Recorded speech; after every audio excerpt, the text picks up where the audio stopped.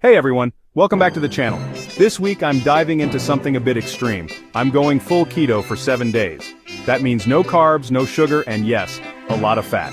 Will it boost my energy, help me lose weight, or just make me cranky and tired? Stick around to find out. Let's get started. Here's day 1. So what is the keto diet? It's high fat, moderate protein, and very low carbs, usually under 20 grams of net carbs per day. That's like 1 slice of bread. Today's meals: eggs with avocado for breakfast, a chicken salad with olive oil for lunch, and a cheesy cauliflower bake for dinner. Honestly, it wasn't too bad, but by 8 p.m., yeah, the carb cravings hit hard. Woke up with a headache and low energy. This is what they call the keto flu.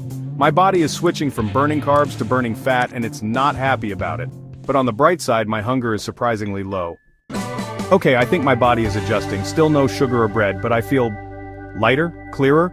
Also, I had bacon and eggs for dinner, on a diet. What is this sorcery? Energy levels are up, focus is sharp, and my cravings are almost gone. I'm actually starting to enjoy this. Also, I checked my weight. I've lost 3 pounds already. Okay, not gonna lie, eating out is hard. Everything has hidden sugar or carbs. I had to order a burger without the bun and fries. Sad, but worth it.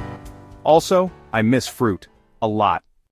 Final day, I feel leaner, more energized, and more aware of what I eat. Here's the moment of truth. Weight lost, 4.2 pounds, energy way up, cravings gone, mood swings, a few, but manageable. So, would I recommend keto? If you're ready to commit and love fats, yes. It's not easy, but the results speak for themselves. Let me know if you want to see me try this for 30 days next. Drop a comment, and don't forget to subscribe. See you in the next challenge.